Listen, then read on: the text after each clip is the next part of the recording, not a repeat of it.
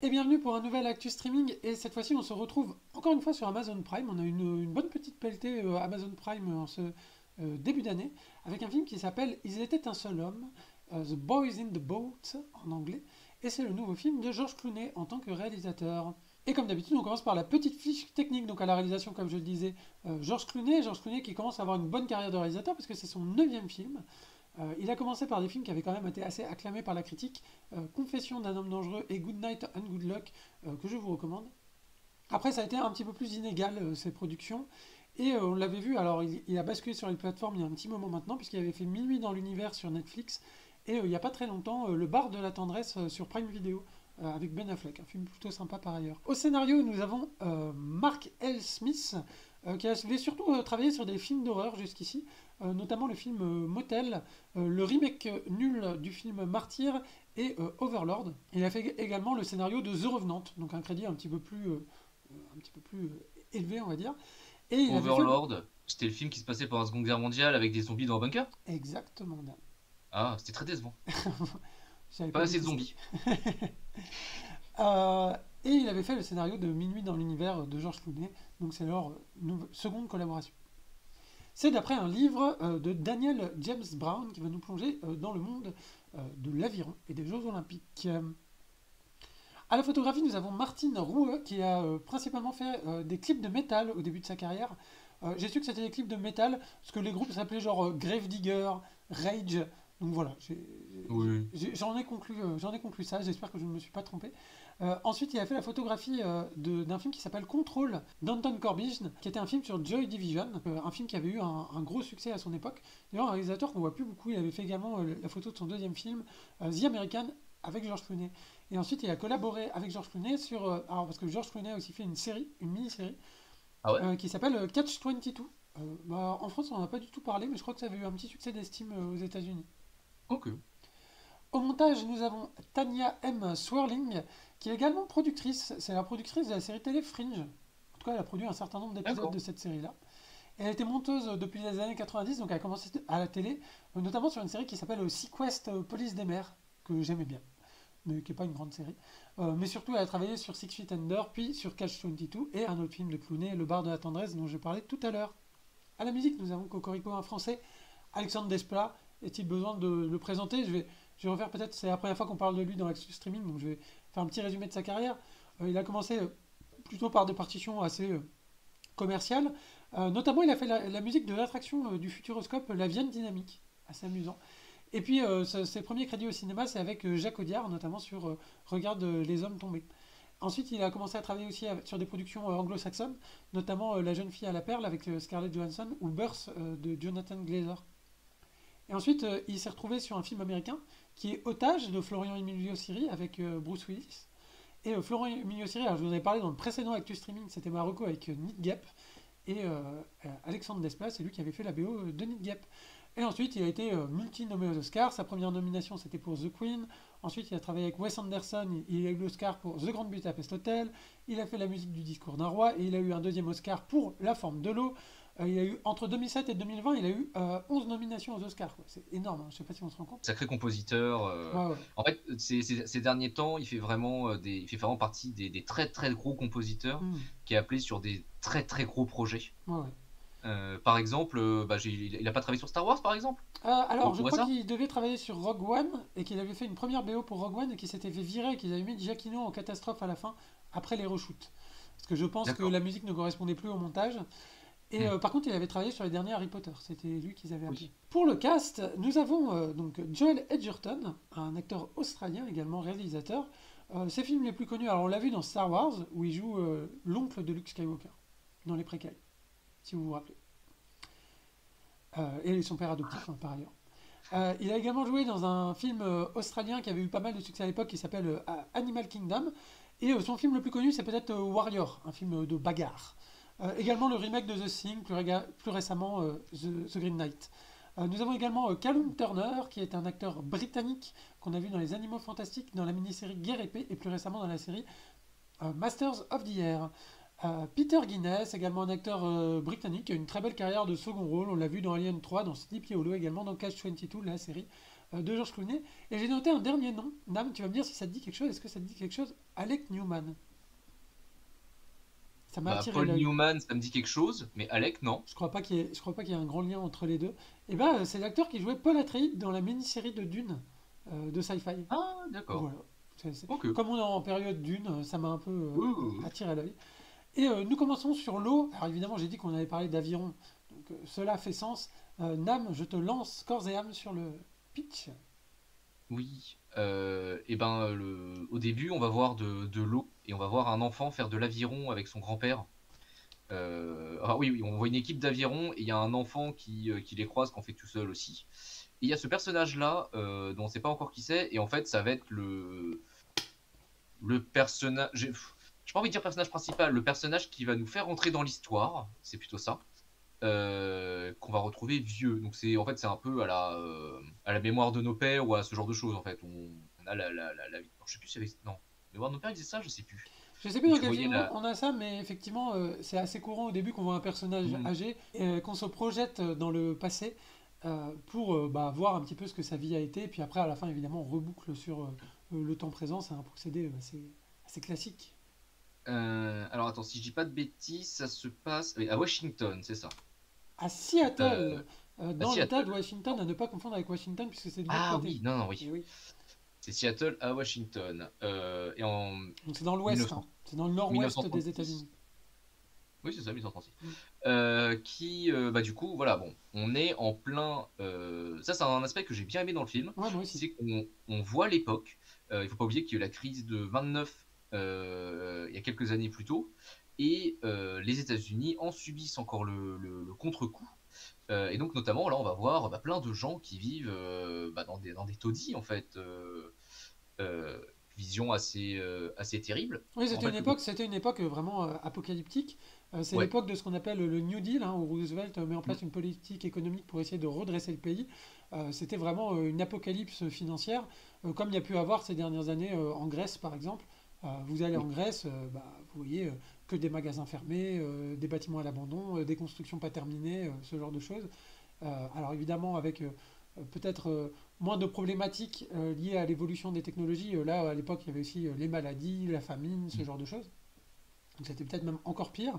Et effectivement, notre héros, il vit dans un bidonville, quoi, concrètement. C'est ça, il vit dans un bidonville et à côté de ça, il est aussi étudiant parce que t'as beau être pauvre, tu peux vouloir apprendre et tu peux quand même aller à l'université. En France, on connaît bien ça. Et il y a une madame, elle, qui est très intéressée par lui. Et bon, lui, il est un peu aveugle, hein, il est un peu con. Voilà.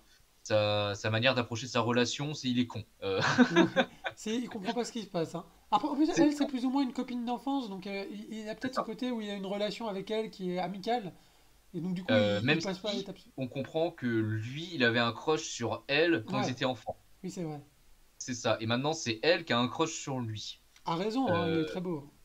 oui, Elle mais aussi, bon, hein, par ailleurs. en quoi tout cela est important pour l'histoire? Ça l'est pas. Peut-être que. peut- Je suis content de la voir, elle était sympa, hein, mais c'est vrai que pour l'histoire, ça n'apporte pas grand-chose malheureusement. Ah, non, Euh, c'est intéressant ce que tu dis. Je vais rebondir là-dessus parce que, euh, en fait, ça nous met dans une atmosphère. C'est vrai, on commence le film, c'est assez difficile, quoi. On est dans un contexte social un peu lourd, mhm, etc. On va voir ce personnage qui veut essayer de s'en tirer. Donc, on est quand même dans un message assez positif. Et dès cet instant-là, on se retrouve dans une atmosphère un petit peu feel good, quoi, d'une certaine manière. Un peu d'entrée à l'université, suivre les cours, mhm. avancer, un peu une ambiance campus quand même d'une certaine manière. Et où ce personnage-là apporte pour moi aussi un peu le côté cotonneux qu'on va aussi retrouver, à en parler, j'ai fait une longue intro sur Alexandre Desplat, aussi dans la bande-son du film, qui va être très enveloppante, très douce aussi, j'ai trouvé. Mais bon, bah voilà, c'est comme tu disais, voilà, bon, il y a un côté vie d'université, voilà, on connaît les films qui se passent à l'université, sauf que notre personnage principal, il va pas pouvoir vivre ça. Ça va s'arrêter très vite parce que pas d'argent. Et pas d'argent veut dire tu peux plus payer tes cours à l'université, il va perdre son logement, etc. Et il s'avère que l'équipe locale d'aviron recrute. Et cette équipe te donne non seulement un toit, ce qui est bien, mais également te paye. Euh, de combien est la paye, on ne sait pas, ça ne sera jamais précisé. Ça suffit à couvrir les frais de scolarité, apparemment, de ce qu'on a C'est compris. ça. Un truc assez classique, hein. Tu fais, voilà, tu pars en sport-études à haut level et Oui, parce c'est que oui, l'équivalent des étudiants boursiers aux États-Unis tels qu'on oui, les connaît actuellement, quoi. oui, oui. Après, à l'époque, Ouais, moins, on j'imagine. sent que le sport, c'est une époque, ça on peut le dire aussi, c'est une Mm, époque où le sport est encore en train de se structurer. Parce tout que à fait. certes, il y a eu les Jeux Olympiques depuis les années 1900, mais les Jeux Olympiques, faut pas oublier que. Donc 1936, on est dans une année de Jeux Olympiques, hein, ça c'est très Oui, important. oui. Euh, c'est du sport amateur, les Jeux Olympiques. À la base, Mm. c'est pas du À la tout base. pour les À la professionnels. base. Donc, et au début, même, il y a des sports très comment dire, fantaisistes. Au premier Jeux Olympiques, il y a un concours de pêche, il y a de la sculpture, il y a du dessin, il y a du tir à la corde aussi. Pendant très longtemps, aux Jeux Olympiques, il y a eu ça comme sport. D'accord. Et en fait, autour des Jeux Olympiques, en parallèle de ça, avec la mondialisation aussi, commence à se structurer effectivement des équipes et dans à peu près tous les sports. Et des fédérations aussi, ça on va le comprendre. Mm. Et donc du coup, il va tenter de s'engager, parce que bon, c'est un concours, hein, voilà, en fait, ils sont en train de passer les castings pour former une nouvelle équipe d'aviron. Dans l'idée de former une nouvelle équipe, sachant qu'ils ont une équipe, enfin, de former une équipe B, en fait. Ouais, c'est ça. C'est la réserve, quoi. Parce que leur équipe A, de toute façon, dans leur idée, eux, ils aimeraient l'envoyer au JO. Où est-ce que se passent les JO à l'époque? On le reprécisera tout à l'heure, Ouais. mais Surprise si vous le savez pas. voilà. Si vous le Mais savez pas, vous allez être c'est surpris. assez Si vous le important. savez, vous savez dans quelle direction on va. Voilà. Mais je vais pas le préciser tout de suite parce que le film ne le fait pas. Ouais. C'est-à-dire que c'est une problématique qui va arriver à la fin du film. Mhm. Ce qui est un petit peu dommage parce que ça aurait quand même pu être quelque chose d'un peu important, quand même, mine de rien, avec le recul. Mais non, parce qu'en fait, on est vraiment sur cette équipe d'aviron, l'entraîneur, pas joueurs, mais les athlètes, comment toute cette équipe va se former, se structurer, etc. Et en fait, ce personnage qu'on suivait depuis le début, à partir de ce moment-là, on va continuer à le voir, bien entendu, mais il va pas mal s'effacer dans pas mal de scènes au profit d'autres personnages. On va pas être tout le film avec lui, notamment voilà je dirais, le deuxième personnage principal, ce serait l'entraîneur de l'équipe, qu'on voit donc au milieu Mhm. avec le beau chapeau et le petit W, qui est un ancien également athlète d'aviron, qui du coup lui voilà c'est son rêve de former une équipe capable de pouvoir aller faire de la compétition au plus haut niveau. Et on comprend que leur problème c'est que en fait l'équipe de Seattle d'aviron c'est un tout petit machin, c'est un tout petit machin qui survit grâce aux dons de l'université Mhm. et qui coûte quand même du pognon à l'université. Et c'est un truc vraiment de passionnés. Le truc, c'est que c'est un truc de gens qui sont passionnés par ça, qui essaient de transmettre cette passion. Qui vont être réalisés avec eux, sont des équipes, comment bah, au fait, depuis qu'ils sont enfants, ils font de l'aviron, de père en fils, ils font de l'aviron. Il y a un côté tradition aviron. Mhm. Mais du coup, plus des équipes, on va dire, aisées bourges, là où eux, c'est clairement une équipe de prolo. Et également, c'est intéressant de faire peut-être une petite incise sur l'aviron. L'aviron, c'est un sport qui est souvent associé donc, à la rivalité entre Oxford et Cambridge Mm. au Royaume-Uni. Et donc, les équipes d'aviron dans les universités américaines s'inscrivent dans cette tradition de prestige. Et là aussi, pour rehausser le prestige de l'université. Et comme tu le disais, dans la plupart des équipes, ce sont des fils des anciens champions d'aviron, de père en fils. Donc, il y a un côté un peu dynastique. Et eux, voilà, ça va être cette équipe B-là va arriver vraiment comme challenger dans cet univers-là. Et c'est un point qui rend le sujet intéressant en tout cas. Mm. Et pareil, bah, le film, alors ça c'est un aspect cool du film, c'est qu'on va vraiment avoir tout un aspect didactique sur ce sport. Bon, il passe très vite dessus, mais tu comprends que en fait, selon où tu es placé, tu vas pas avoir le même rôle. Même si d'un point de vue extérieur, tu as juste l'impression que c'est que des mecs en train de ramer. Tu vois la Hmm. différence entre le mec qui gueule à l'avant et les mecs qui rament, mais t'as pas l'impression que les places sont si importantes que ça. Dans le film, on va t'expliquer que si. Il y a tout un passage aussi où on va les voir, où ils vont faire des essais, ils vont switcher les membres de place, voir ce que ça donne, etc. Donc il y a tout un côté ajustement en fait, parce que t'as vraiment l'impression que c'est une machine humaine l'aviron. Faut que ce soit une machine bien huilée, comme s'ils étaient tous un seul homme. Bref. Et tu vas même avoir des passages sur le bateau même, l'objet, le bateau, parce que t'as un des vieux passionnés de l'équipe qui construit justement le bateau de l'équipe. Ce que je trouve plutôt sympa aussi. Voilà, tu vois un petit peu tous les aspects du truc. Donc voilà, ça c'est l'équipe B du coup qui s'est formée et on peut voir qu'ils sont tous bien bâtis. Hein. Alors Je sais pas sachant si que dans un écran les gens ils étaient aussi bien bâtis. Alors, sachant que les acteurs se sont entraînés à l'aviron, alors je crois 4 heures par jour hein, pour avoir des physiques qui correspondent à ça. Hmm. Et à la fin, on voit des photos de la vraie équipe. Et ils sont torse nu d'ailleurs. Donc on voit Hmm. leur musculature. C'est du costaud, hein. Après, alors, c'est du Oui. costaud, mais alors, peut-être la différence, c'est que les physiques d'aujourd'hui, c'est que d'ailleurs, on voit que c'est des physiques qui sont un peu en parallèle travaillés à la salle, alors Oui. qu'à l'époque, c'est peut-être des physiques qui ont un côté plus naturel, et ça se voit notamment dans la diversité des corps. Alors, même si là, il y a quand même eu un effort qui a été fait pour avoir des corps assez divers, c'est-à-dire des petits trapus un peu plus costauds, des grands élancés avec des grandes épaules en V, etc. Mais voilà. Et donc les différents membres de cette équipe, on va en connaître quelques-uns. Il y en a quelques-uns qui vont quand même se démarquer. Donc bah, celui qu'on suit depuis le début, c'est un peu con, plus le film avance, plus c'est le personnage le moins intéressant du, du film. Les JO du petit moustachu. Oui, oui, bah c'est Exactement. ça, c'est ça. Et Euh, bienvenue aux on, zonas. on va y arriver. Euh, Il y en a un aussi qu'on va revoir, qu'on va revoir pas mal, c'est le membre qui parle pas, le timide du groupe, qui se révèle en plus avoir des petits talents, multiples talents cachés, qui est assez rigolo. Il sait tout faire. Et oui, et le dernier membre important qu'on va pas mal voir, c'est bah, le mec qui gueule à l'avant, qui est assez particulier parce que bon, déjà il va en avoir deux. Il y en a un qui va parce que ça n'a pas marché, du coup ils vont en envoyer un autre. Et on voit bien que sur l'aviron, en fait, t'as vraiment deux parties. T'as les gens qui rament et le type qui gueule. Et ils s'entraînent pas de la même manière. Là où le type qui gueule, il va plus être du côté avec les managers, les stratégies et compagnie. Et d'un autre côté, tu vas avoir les athlètes qui vont ramer, qui vont plus s'entraîner sur le physique et tout, même si à l'entraînement, ils sont ensemble, mais ils vont pas faire enfin, ils vont pas avoir les mêmes focus, ils vont pas avoir les mêmes actions à faire. Et donc, on va voir la première course. Alors, il faut savoir que dans le film, on nous dit clairement l'équipe B, on vous envoie faire les courses, voilà, mais on mise pas sur vous. On s'attend pas à ce que vous gagnez. Hmm. Et pour cette première course, tu as le manager qui va dire au chef d'équipe, au mec qui gueule, bon, tu te mets derrière et t'attends qu'il se foire. Et s'il se foire, tu gagnes. En gros, c'est ça. En fait, la strat, c'est terminer la course. C'est ça. C'est ça. La strat, c'est terminer la course, sauf que c'est pas exactement ce qui va se passer. Parce qu'il s'avère que le mec qui gueule, il a aussi les dents bah, il est aussi ambitieux. Et alors, c'est une grande gueule, hein, ils l'ont bien choisi, c'est une grande gueule, le mec qui l'envoie et tout. Et surtout, il va décider de changer la stratégie sur le bateau et au contraire de dire à ses gars d'y aller de plus en plus. Pareil, il y a tout un système de. Comment Alors, je sais pas en quoi il compte. Si c'est en nœuds, si c'est Je crois que c'est en. Je sais pas. le nombre de fois qu'ils frappent l'eau, c'est-à-dire le nombre de mouvements Mhm. qu'ils font euh, en un temps donné. Alors, j'ai pas retenu le temps donné, mais genre, je te dirais, c'est genre 40 battements par minute ou un truc comme ça, tu vois.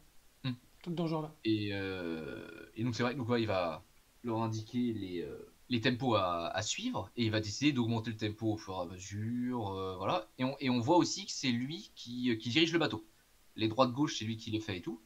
Et on peut voir voilà, leur petit attirail très rigolo. Ouais. Euh, Bah, il y a quand même un bel effort de reconstruction de l'époque et d'avoir effectivement du matériel qui correspond. Moi, je savais pas du tout qu'ils avaient des machins comme ça en porte-voix dans les avions. Bah oui, je sais pas non plus. C'est assez amusant. Alors après, ce qu'on peut dire, c'est que donc le film sera structuré autour de différentes courses. Alors là, on passe en mode shonen, hein. C'est-à-dire d'abord Oui, on est au niveau local, puis après on a celle au niveau de l'État, puis après on a les Jeux Olympiques à la fin en point d'orgue. Et c'est ça. il y C'est a comme, une... c'est comme Glee doit faire les régionales avant d'aller au national. Ah, exactement, je pensais à ça aussi.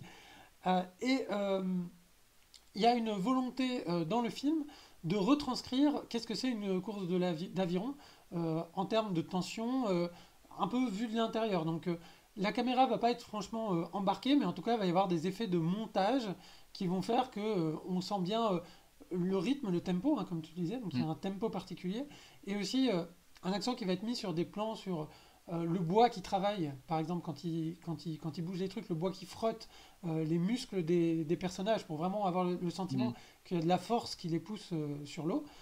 Donc c'est plutôt bien fait. Moi j'émettrais quand même une petite réserve, c'est-à-dire que dès la première course, moi j'ai été très investi.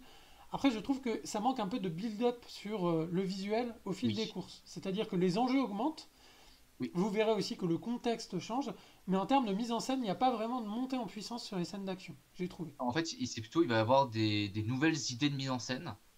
Je pense par exemple à la. Bon, cette première course, voilà, est très nord classique, j'ai envie de dire. Mais dès la deuxième course, ils te font un travelling en train. Ouais, Qui est un truc qui devait exister en vrai, c'est ouais, juste ouais. que j'étais pas au courant. Et j'ai trouvé ça trop bien, super idée. Je, Euh, je l'ai juste après. Alors là, c'est juste pour dire oui. que finalement l'équipe B va commencer à supplanter l'équipe A. Lui, son père avait disparu, il va le retrouver. Ça, c'est un peu sa side quest. Et Ils vont prendre le le père train. est un connard, ça se passe pas Oui, bien, voilà. clairement.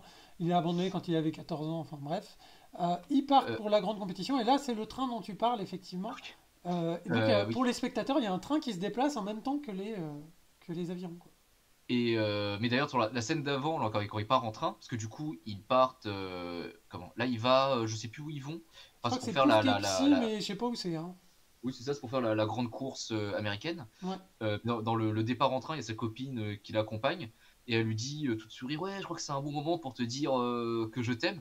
Et lui, genre, il calcule zéro, il fait, ouais, salut. Et il se casse, tu vois. Bah, Et c'est très j'étais là, mais shonen, hein. non! Mais quel con! C'est un héros de manga, Bon, hein, finalement. ouais, heureusement, il revient, voilà. Mais clairement, ouais, il a foiré un truc.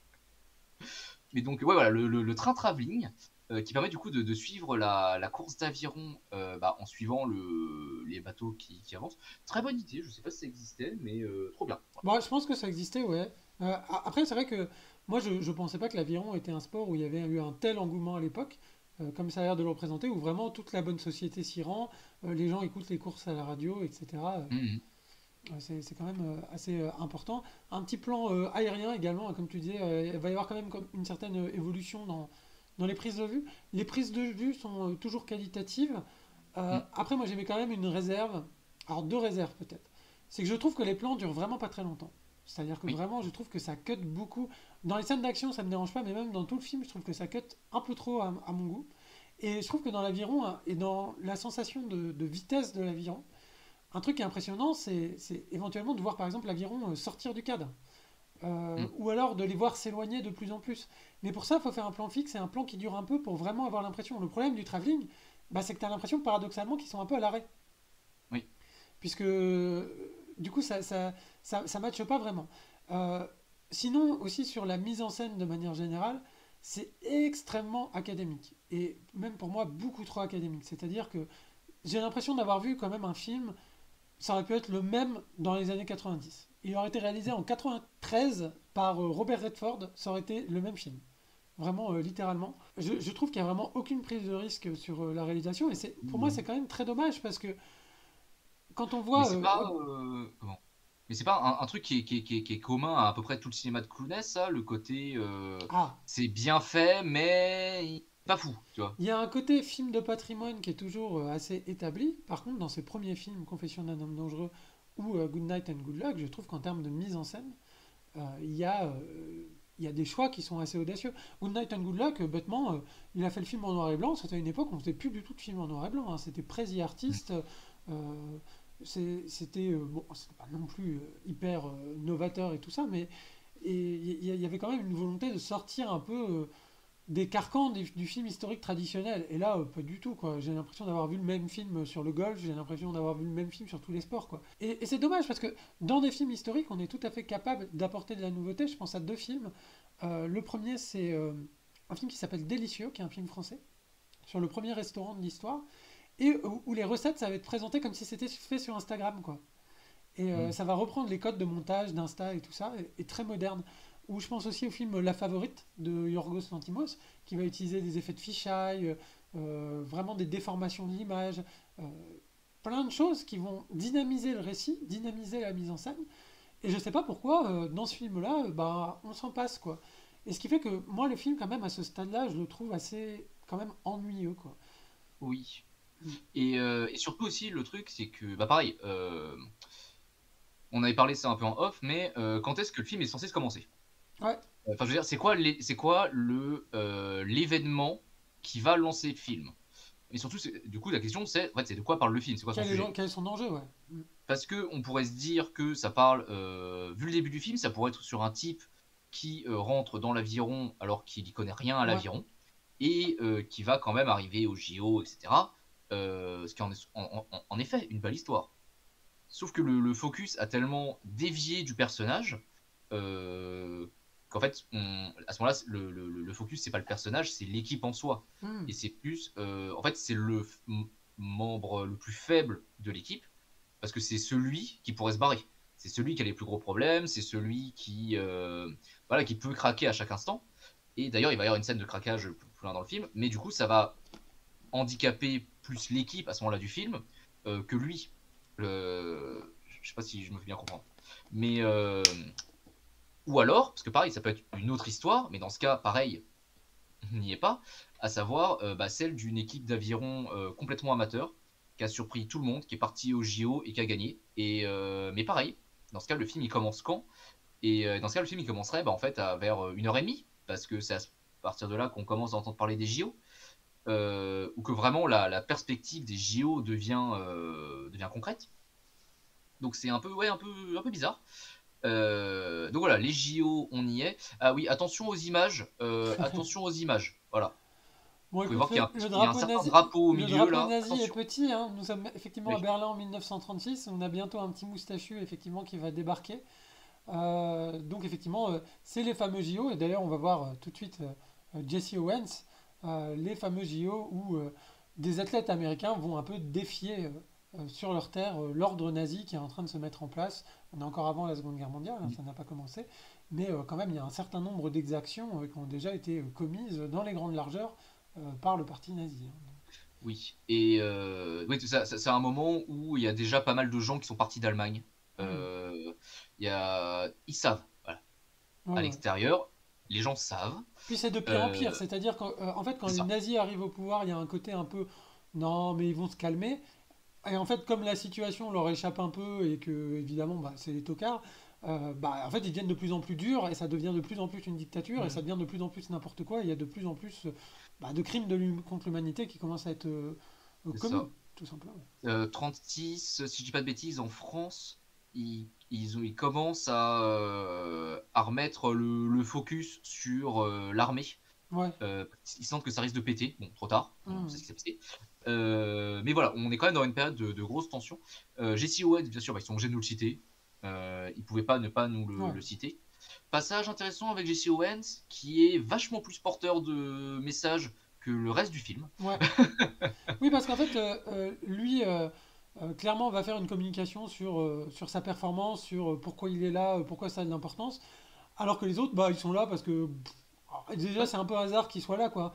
Donc en oui. fait, et d'ailleurs, Et c'est ça qui est étonnant, c'est que la plupart des films qui ont été faits sur les JO de 36 et qui ont mis le focus là-dessus, bah, c'est des films sur Jesse Owens, justement. hmm, Parce que c'est un peu lui, c'est lui le héros des JO de 36 pour les États-Unis. Et donc, du coup, c'est ce que tu disais, ce côté un peu ambigu dans le film, à choisir entre l'histoire d'une équipe d'aviron qui aurait défié Hitler, mais on a un peu l'impression que ce soit vraiment le cas en réalité, c'est pas le cas, c'est pas le et cas. l'histoire d'un personnage qui, par la force de sa volonté, alors ça c'est un peu touchy de dire ça, parce que Le Triomphe de la volonté, c'est un film nazi de Oui, Leni oui, c'est Riefenstahl vrai. qui faisait des films pendant les Jeux Olympiques, hein. C'est vrai. Donc, mais en tout cas, euh, voilà, un espèce de personnage qui réussirait malgré l'adversité à un niveau de réussite qui en font une personne mémorable, on va dire ça comme ça, qui Et permettent d'entrer oui. dans l'histoire même. Alors, juste voilà pour. Parce que bon, Jesse Owens, en gros, là, l'idée, c'est lui, il lui dit, ouais, on va montrer aux nazis qu'on vaut et tout. Et Jesse Owens, il fait, non, moi, je suis pas là pour montrer des trucs aux nazis, je suis là pour montrer aux gens chez moi ce dont je suis capable. Vous comprenez, voilà, un noir aux Oui, bah oui. États-Unis, voilà, bon, pas le dessin, on sait de quoi il parle. Ce qui est en effet très intéressant, ce qui est en fait un message que le film n'a pas du tout, donc c'est un peu con comme passage, je trouve. Et juste vite fait, petit retour sur Leni Riefenstahl, parce que c'est quand même Ouais. assez important, et je pourrais pas, c'est l'occasion d'en parler. Leni Riefenstahl a beau être un réalisateur nazi, euh, c'est un réalisateur à qui on doit beaucoup. Et notamment, en fait, les JO de Berlin sont les premiers JO qui ont été filmés. Et il faut savoir que si vous regardez les images aujourd'hui, c'est des images, dans la mise en scène en tout cas, qui n'ont pas beaucoup vieilli. tout simplement parce que la mise en scène, comment filmer le sport, comment mettre en scène le sport pour des rediffusions de télé et compagnie, en fait, c'est Leni Riefenstahl qui l'a inventé. Donc en fait, d'une certaine manière, toute représentation sportive aujourd'hui utilise un type d'imagerie Bah oui, inventé nazi, par hein. des nazis. Exact. Qu'est-ce que ça veut dire? Je ne sais pas. Vous avez l'info. Je vais même aller un peu plus loin que toi. Leni Riefenstahl, toute son esthétique a été reprise également, notamment dans les bars homosexuels aux États-Unis. On diffusait des films de Leni Riefenstahl parce que c'était une espèce de proposition du corps masculin parfait, sans défaut, etc. Qui Et donc, était c'est aussi pervasif, même dans l'imagerie LGBT, tient beaucoup de Leni Riefenstahl. Aussi, juste pour refaire une parenthèse, euh, si elle a apporté autant d'innovation, c'est aussi parce qu'elle avait les moyens du Reich à sa disposition pour ce faire. Et de la même manière aux États-Unis, ce qu'on voit, c'est qu'il y a un réalisateur qui a apporté énormément de choses, notamment dans le montage, dans les effets, etc., qui s'appelle D.W. Griffiths. Et lui, il faisait des films à la gloire du Ku Klux Klan. Donc c'était oui, pas mieux, hein. Mais oui, ces oui. gens-là, pour moi, en tout cas, euh, n'étaient n'étaient pas des génies. C'était juste des gens qui avaient des moyens. Et du fait qu'ils aient des moyens et qu'ils aient les dernières technologies à porter, c'est par eux qu'arrivaient les innovations technologiques. Donc en Mm. fait, voilà, moi je ne pense pas qu'on puisse dire qu'on leur doit quelque chose.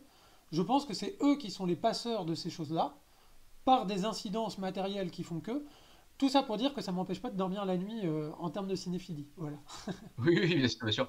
Non, non, mais bien sûr, après, c'est des questions qui sont très, comment, très, assez complexes. Mais c'est Mm. vrai que, voilà, bon, ils avaient, les nazis, mais les communistes aussi en URSS, c'était pareil. Ils avaient des moyens Ouais. d'État pour leur production.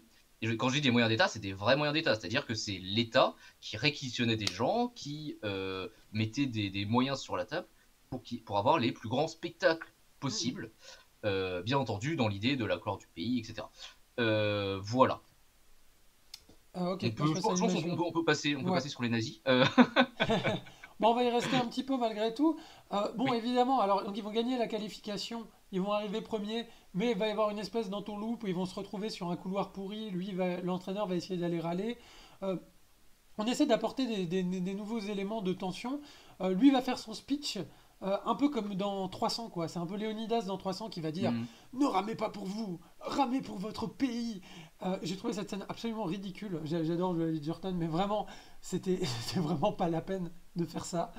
et Je... que l'aube soit rouge. Non, mais en fait, si c'est pour faire du nationalisme, si c'est pour aller chez les nazis et nous dire regardez, les nazis, c'est pas bien, et nous faire un grand discours nationaliste derrière, je souffle un petit peu quand même, quoi. Oui, c'est Euh, oui. Oui. voilà, et ben nous y voilà, hein. Adolphe est en tribune.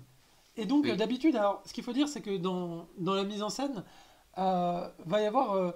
Donc, ça va alterner entre la course d'aviron et les réactions des gens dans le public ou les gens qui écoutent à la radio. Et là, au milieu des pélos, bah, on va voir des petits plans sur Adolf Hitler qui fait oh, ah, est-ce que mon équipe va gagner? C'est un peu bizarre, non? Oui, c'est un peu chelou. Bah, c'est ça, toujours le même problème dont on parlait tout à l'heure, c'est qu'est-ce que le film nous raconte? Hmm. Qu'est-ce que le film nous raconte? Parce que parce que bon, que Hitler soit présent, on le sait. Parce que ça se passe en Allemagne en 36, donc oui, il était là, on savait qu'il voyait tous les trucs et tout. Le montrer autant, ça veut dire que sa présence a une importance pour le film, j'entends, hein, euh, mais bon bah voilà, c'est quelle histoire on raconte, on sait toujours pas. Et Bah, on est à la fin du film, c'est un problème. je pense que là, le film essaie de switcher sur l'équipe d'aviron qui a défié Hitler. Sauf qu'effectivement, ça arrive un peu au dernier moment et ça a l'air assez. Ça a l'air d'être une motivation secondaire pour les personnages, en fait, qu'on nous a introduits jusque-là. Et par ailleurs, on nous met aussi des enjeux qui, pour moi, sont vraiment tirés par les cheveux. Moi, la dernière partie du film, je l'ai vraiment pas aimé, hein, le dernier tiers. Notamment, ce moment où il va checker son matériel parce qu'on va craindre éventuellement une défaillance ou un sabotage, etc. Donc, en fait, on essaie d'apporter des enjeux un peu dramatiques sur cette course. Voilà, ils sont pas dans le bon couloir. Est-ce que les pagaies vont tenir, etc. Mais on sait qu'ils ont gagné, puisque c'est le principe de l'histoire. Donc en fait, j'aurais préféré qu'on mette le focus sur... Par exemple, j'aurais aimé une scène où on embarque la caméra dans l'embarcation de l'aviron et on voit toute la course depuis ce point de vue-là. En plus, ils font un faux départ au début et on aurait pu le voir se rapprocher petit à petit des autres bateaux, etc. J'aurais aimé un truc de mise en scène un peu couillu à ce moment-là, qui n'est jamais arrivé. Et cette scène de la course finale, Je la trouve même moins prenante que les deux précédentes courses en fait. Parce que la première, Bah, t'as en vraiment la fait, tension, la deuxième, t'as le train, donc ça change un peu, t'as des plans drone, comme j'ai montré tout à l'heure. Et là, la dernière, bah, t'as des cuts sur Hitler qui fait oh, ah. si là, le truc qui va changer, c'est qu'il va vraiment te mettre la caméra dans l'aviron avec les Alors, gens. un petit Et en peu, fait, ils font des mouvements oui, d'avant en oui. arrière quand ils font les trucs, et t'as la caméra qui va les suivre en même temps. Tu vas voir ça Euh, pendant 30 secondes sur effectivement les personnages, et en fait, tu vois hmm, qu'ils sont pas dans l'aviron, tu vois que c'est une prise oui. de vue qui a été faite sur le sol. C'est quand même très Mais, visuel, moi, je trouve. ce truc-là, en fait, bah, je pense que c'est dans l'idée de. Voilà, ils rament comme un seul homme, enfin, ils avirent comme un. Je sais pas, ils font de l'aviron comme un seul homme, et ils le font tellement comme un seul homme que la caméra, le spectateur est une nouvelle personne, mais ça marche pas. Ça- Et puis, comme voilà, comme on dit tout à l'heure, depuis tout à l'heure, c'est qu'il y a un problème de focus dans le film. Et si c'était ça, le but, c'est d'arriver à, en effet, à faire le truc, voilà, tous en même temps et tout. Bah, toujours le même problème. Voilà, qu'est-ce que Hitler fout là? Bah, en fait, il y a un truc qui est intéressant dans ce que je disais, c'est vrai que moi je l'avais pas forcément figuré comme ça le film, où le personnage principal un peu se dissout dans l'équipe. Et effectivement, ils Oui, deviennent un seul homme, d'où le titre. Et en oui. fait, ça c'est intéressant de se dire de partir un peu d'une figure de héros et de finir sur le collectif. C'est plutôt Mm. pas mal. Sauf qu'on n'est pas en URSS, on est aux États-Unis. Et c'est toujours le collectif au service de la nation. Et donc en fait, ça opère de la Comme les désindividualisation, Chinois. de la dépersonnalisation des personnages. Et en fait, c'est dommage d'une certaine manière. C'est-à-dire qu'on perd un peu notre récit, comme tu disais, notre récit d'apprentissage et on gagne rien en échange. Donc tout va se jouer à la photo finish. Évidemment, à la photo finish, les Américains vont gagner parce que cette partie-là, ils ne vont pas tricher. Et nous revenons dans le présent avec la passation, effectivement, avec un plan, voilà, vraiment la petite ferme dans le Midwest américain. Et on voit qu'on a aussi changé de génération. Voilà. Euh, Et donc voilà, maintenant on sait que c'est un préquel à Man of Steel, parce qu'il y a petit Clark Kent qui est là. c'est ça. Euh, Il y a c'est vrai que c'est un peu Zack Snyder. Un petit Lance Flair aussi, ça pourrait être J.J. Abrams, ouais, hein, on sait pas. c'est vrai. Donc pour conclure, moi j'ai trouvé que c'était quand même un film en demi-teinte, pour être gentil, parce que vraiment je me suis quand même ennuyé pendant les deux premiers tiers et pendant le dernier j'ai un peu lâché la rampe. Je trouve que le film peut avoir des mérites sur sa facture, peut avoir des mérites sur son côté didactique ou sur son atmosphère. En revanche, sur effectivement ce que ça raconte, je trouve ça un petit peu capillotracté. Je trouve que le personnage principal, dans sa caractérisation de personnage, voilà, qui veut s'en tirer, qui veut s'en sortir, etc., je trouve qu'il n'est pas soumis, en tout cas on ne le voit pas assez soumis à l'adversité. C'est-à-dire que tout ça a l'air très simple pour lui. Ce qui fait que je trouve que le film, politiquement en tout cas, ne dit pas grand-chose. Et alors, esthétiquement, ne dit rien du tout, quoi. C'est-à-dire que là, vraiment, je trouve qu'on est dans une esthétique extrêmement académique, ça je l'ai déjà dit. Je ne veux plus voir de films de sport où on fait des cuts sur le public et des cuts sur la scène. Je veux qu'on change la formule. J'en ai marre. Non, mais j'en ai marre en fait. Je veux qu'on fasse des films de sport différemment et qu'on soit vraiment au cœur de l'action ou en POV ou n'importe quoi d'autre. Mais juste pitié, pas ils vont arriver à la ligne d'arrivée et dans la radio ils entendent le truc 3 minutes après et tout le monde exulte de joie. En fait, c'est des trucs qu'on a déjà vus 50 fois et moi je n'en peux plus de ces trucs et astuces de films. Ce qui fait que pour moi, le film là, en fait, je comprends que le sujet est plutôt intéressant en soi. Je comprends la construction qui est faite pour donner de l'ampleur à ce sujet et le faire vivre. Euh, et en revanche, je trouve que c'est un film qui s'empile à la suite des autres, quoi. C'est voilà, c'est Hmm. le film de sport. Hop, il est là, il est fait, c'est l'aviron. Hop, passons au sport suivant. Et la prochaine, on vous fera le curling au JO de Moscou. Et, et voilà. Et en fait, j'en peux plus. Alors que des biopics ou même des films historiques ou des films sur le sport, il y en a qui parviennent à être très, très originaux. D'ailleurs, on aura peut-être en reco tout à l'heure. Nam, je te laisse la parole. Moi en reco, ce sera pas un film de sport. Ah, Euh, non, après, ouais, le film. Enfin, j'ai trouvé ça sympa. Mais au bout d'un moment, le film a failli me perdre définitivement. Parce qu'à force de pas choisir de quoi tu veux parler, à force de pas vraiment commencer, il y a un moment, j'ai failli juste lâcher. Heureusement, voilà, il y a eu les courses d'aviron qui m'ont permis de rester un peu dans le truc et tout. Mais c'est vrai que c'était un peu compliqué, hmm. quand même, la vision de ce film. C'était sympa. J'ai quand même passé un bon moment et tout. Mais Bah, c'est ça, ouais. Quand est-ce que le film devait commencer? Je sais toujours pas. Et c'est quand même un problème parce que je vois que le film veut faire plein de trucs parce que c'est bien joué, c'est bien filmé, c'est bien mis en scène et tout, mais il y a un indéniable problème de scénario, peut-être de montage, je ne sais pas. En tout cas, il y a un problème dans ce film et malheureusement, bah, t'en fais un film moyen. C'est pas un grand film, c'est pas un film excellent, c'est pas un bon film, c'est un film moyen. Ça se laisse voir, c'est pas dégueulasse. Je suis pas vénère contre lui, voilà, mais enfin, la semaine prochaine, je le oublié quoi. Je trouve pas le film affreux, mais je trouve vraiment que de la part de George Clooney, on peut s'attendre à beaucoup mieux. Pour moi, c'est son moins bon film à date, hein. Euh, Sans doute les gens ne seront pas d'accord avec moi parce que il y a d'autres films qui ont été décriés, mais je trouve que c'est vraiment le film où il y a le moins, le moins d'envie de faire quelque chose, quoi. Il y a le moins d'envie de pousser le cinéma. Il y a l'envie de respecter l'aviron, il y a l'envie de faire du travail bien fait, ça d'accord, mais il n'y a pas l'envie de dépasser un cahier des charges. Et bah, malheureusement, en 2024, on n'est plus d'accord avec Mm. ça. Ça y est, on a décidé de se rebeller. Parce qu'en fait, on est suffisamment vieux, nous, maintenant, pour avoir vu une palanquée de films. Et donc, on ne veut plus revoir les mêmes films. Voilà. Après, si vous avez jamais vu de film de sport ou cette formule-là, sans doute vous serez sans doute plus tolérant et moins aigri que nous sur ce sujet. Du coup, avons-nous des recommandations? Du coup, Nam, avons-nous des Oui. recommandations à faire à nos fidèles téléspectateurs?